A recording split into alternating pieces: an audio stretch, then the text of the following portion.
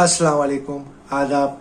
कल नागपुर में यहाँ पर जो हिंसक वारदातें हुई और नागपुर में जाड़पोड़ की घटनाएं हुई, पथराव की घटनाएं हुई और दो गुटों के आमने सामने आ जाने से कई पुलिस कर्मचारी भी यहाँ पर जख्मी हुए हैं और कई गाड़ियों की तोड़फोड़ की गई है। और ये घटना औरंगजेब की खबर को हटाने के मामले में विश्व हिंदू परिषद और बजरंग दल ने यहाँ पर इसका आंदोलन आयोजित किया गया था। और आंदोलन में एक चादर को बेहुरमती की गई, जिसमें एक मुस्लिम समुदाय की भावनाओं को ठेस पहुंचाने का काम किया गया है, ऐसा मुस्लिम समुदाय की ओर से कहा जा रहा है। और दोनों समुदाय आपस में आमने सामने आ गए और पथराव की घटना, आगजनी की घटना हुई और नागपुर में तनाव हो गया। और ख़ासकर इसमें कई डीसीपी रेंज के अधिकारी भी जख्मी हुए,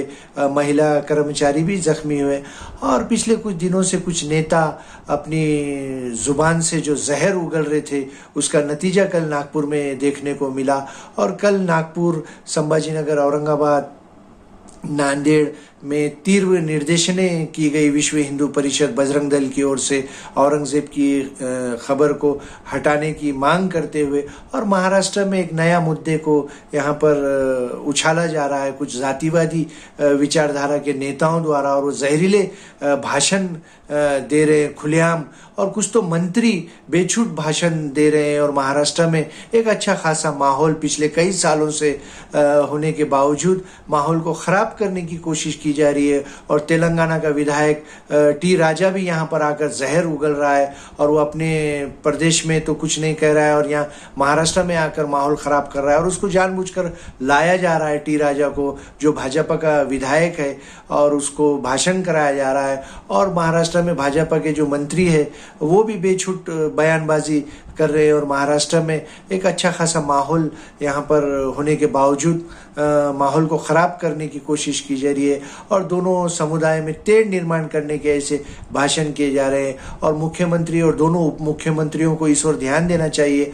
और औरंगजेब की खबर हटाने का जो मुद्दा है वो कोई मायने नहीं रखता। पिछले कई वर्षों से ये मुद्दे को कहीं ना कहीं पेंडिंग में था ये मुद्दा, और उसको ऐन करीब ये मुद्दे को उठाया जा रहा है। कुछ विचारवंत लोगों का ऐसा मानना है कि महाराष्ट्र में महानगर पालिका के चुनाव है, जिसमें मुंबई, कल्याण, नासिक, नागपुर, पुणे, संभाजीनगर, औरंगाबाद, नांदेड़, परभणी, लातूर, कई जगह, शोलापुर, कोल्हापुर, कई जगह, सांगली, सातारा, बुल्ढाना, खामगांव, कई जगह महानगर पालिका के जिला परिषद के चुनाव होने वाले हैं। और ऐसे में जातिवाद मुद्दों को उछाला जा रहा है और महाराष्ट्र की शांति को भंग किया जा रहा है। लेकिन हम ये यहाँ पर आह्वान करते हैं कि हिंदू, मुस्लिम, सिख, दलित सभी को मिलकर लेकर चलना पड़ेगा, जब भी देश आगे बढ़ेगा। और देश में जब शांति होगी तो वहाँ पर डेवलपमेंट होगा। और महाराष्ट्र में काफ़ी डेवलपमेंट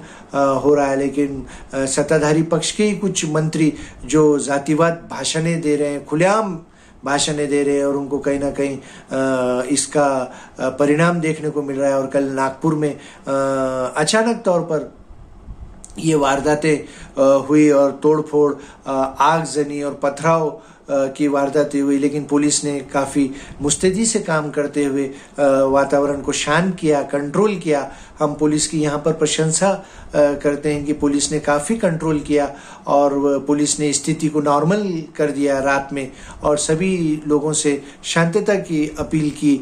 और हिंदू, मुस्लिम ये हमारे देश के एक अहम समाज माने जाते हैं, और इसमें कोई आम हिंदू, आम मुसलमानों का कोई लेना देना नहीं है ऐसे मुद्दों से।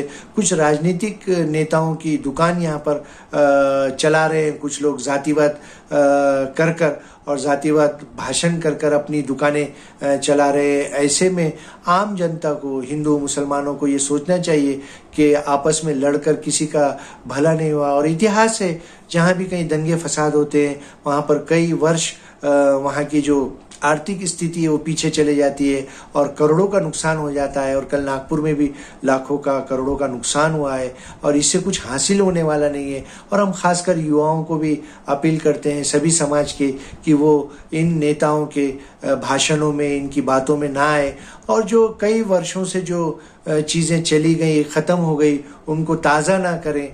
और पहले के जो दौर में वो चीज़ें थी, आज जो टेक्नोलॉजी का दौर है, आज कई चीज़ें आगे बढ़ गई हैं और उन चीज़ों को उछाल कर, उन मुद्दों को, और इससे कोई हासिल ही नहीं है कोई चीज़। आप डेवलपमेंट की बात करो, आप विकास की बात करो, आप समाजों को आगे लाने की बात करो। और मिनिस्टर जो शपथ विधि लेते हैं और फिर ऐसे जहरीले भाषण करते हैं, तो मुख्यमंत्री ने ऐसे मंत्रियों पर और महाराष्ट्र में अमन चैन रखना चाहिए। सभी समाज के लोगों ने आगे बढ़कर, अच्छे लोगों ने आगे बढ़कर अमन चैन को, शांति को प्रस्थापित करना चाहिए। चलिए फिर एक नए मुद्दे के साथ, अल्लाह हाफिज।